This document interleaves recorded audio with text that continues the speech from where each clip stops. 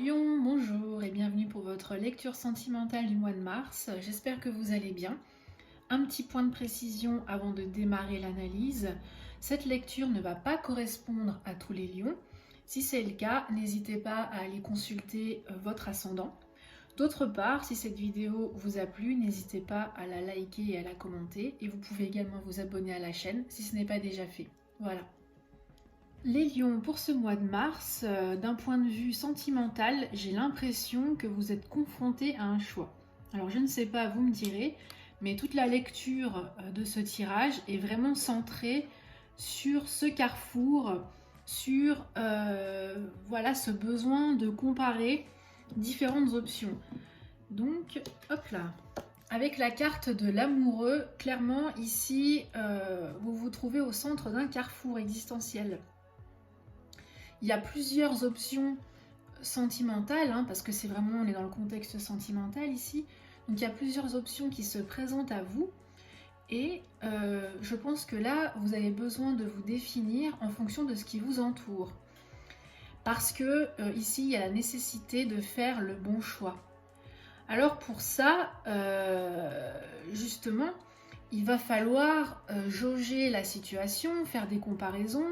Il y a un travail à effectuer en amont pour pouvoir justement choisir si vous voulez aller à droite ou si vous voulez aller à gauche. Donc là, c'est vraiment le point de départ en ce début de mois.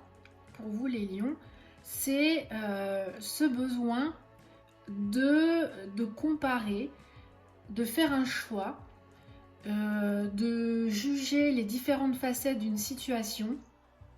Et pour ça, il va falloir utiliser vraiment tous les outils qui vous entourent, faire une introspection, évaluer le contexte extérieur autour de vous. Enfin, il y a vraiment cette notion de choix. Alors, ce qui va être votre atout, ce qui va vous permettre de surmonter cette problématique, c'est l'impératrice. Et je trouve qu'ici, elle a vraiment sa place parce que l'impératrice, c'est quand même le caractère pragmatique et surtout, c'est le travail mental. Ça veut dire qu'elle vous impose, elle vous conseille. Le tarot n'impose jamais rien, il est bienveillant. Mais elle vous recommande une réflexion intellectuelle par rapport à votre situation pour arriver à la comprendre et certainement pour arriver à vous décider, mais en laissant les émotions et les sentiments de côté, parce que parfois il est vrai qu'on peut être influencé, on peut être un peu aveuglé, justement par rapport à ces émotions. Et donc ce travail mental va vous demander justement de schématiser un plan de vie, de planifier un futur, de faire le tri dans vos idées et vraiment de vous concentrer sur votre priorité.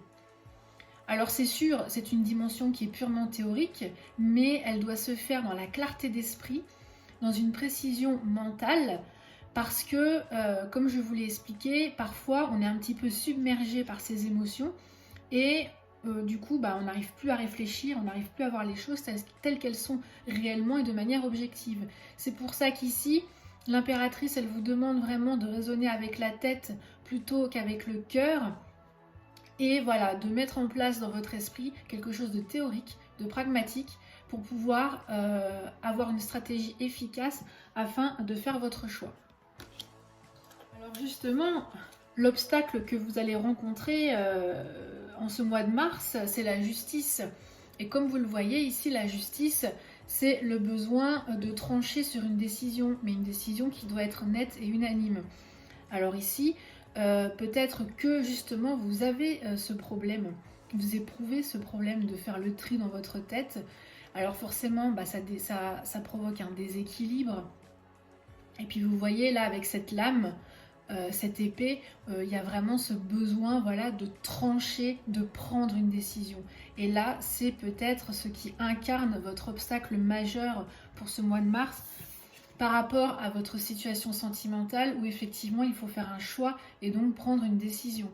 Mais une décision qui soit solide, qui soit sûre et qui soit vraiment, comment dirais-je, une décision pour laquelle vous aurez vraiment pesé le pour et le contre et à laquelle vous serez vraiment complètement sûr et persuadé.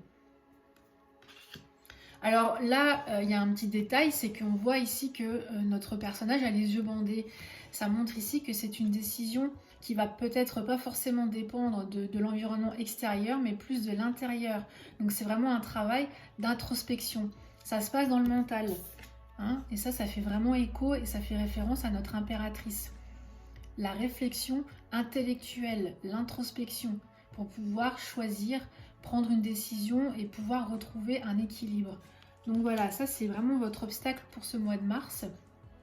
Donc là, c'est clairement le besoin de faire le tri, de retrouver un équilibre, j'ai envie de dire intellectuel, un équilibre mental, pour pouvoir vous orienter vers une orientation, prendre un chemin, mais le prendre de manière définitive.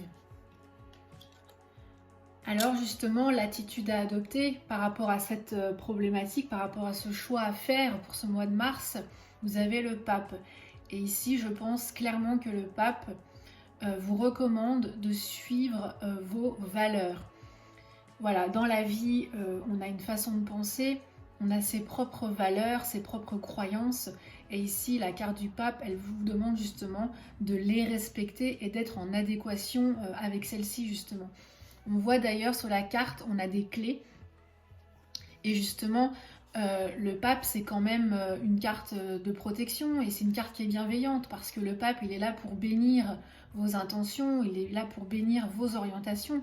Et ici, il vous dit, eh bien voilà, croyez en vos valeurs, soyez fidèles en vos valeurs et vous trouverez la solution, n'est-ce pas? Et la solution, ça va être la clé à vos problèmes et ça va peut-être justement voilà, vous aider à prendre une décision qui sera en conformité avec ce que vous désirez réellement au plus profond de vous-même. Et donc, dans les orientations, c'est-à-dire dans les événements à court terme, ce qui potentiellement peut arriver, on a le chariot. C'est une très belle carte parce que déjà, le chariot, c'est une carte d'indépendance. C'est une carte sur laquelle on peut compter uniquement sur soi-même. Et je pense que dans ce cas, dans ce contexte précis, eh bien, personne ne prendra la décision à votre place. Vous seul êtes maître à bord et vous seul tenez les rênes de votre propre existence. Donc il est clair que cette décision, elle doit être prise de manière indépendante. D'autre part, le chariot, c'est aussi savoir réconcilier les oppositions, les forces contraires. Ça veut dire que, eh bien, quand on est tiraillé, on est écartelé entre deux positions, entre deux orientations, entre deux directions différentes. Alors soit aller à gauche, soit aller à droite. Hein, quand on est vraiment pris entre deux forces contraires, eh bien, le chariot vient justement réunir, vient réconcilier ces deux forces opposées pour pouvoir justement se diriger vers une même et seule direction. Donc ici, c'est plutôt positif dans le sens où vous allez pouvoir justement prendre sur vous, peut-être avec notre impératrice, avoir une réflexion intellectuelle qui soit efficace pour réussir à réconcilier, ou je dirais même à concilier les deux contraires et pouvoir justement prendre une décision et vous orienter bel et bien définitivement vers un chemin et celui qui vous correspondra le plus et qui sera le plus en adéquation avec vos besoins et vos désirs. Voilà. Eh bien écoutez, j'espère que cette lecture vous aura permis d'y voir un peu plus clair par rapport à votre situation sentimentale actuelle. Pour ma part, je vous retrouverai début mars pour une nouvelle lecture générale. En attendant, je vous souhaite réellement le meilleur et je vous dis à très bientôt. Voilà, ciao ciao!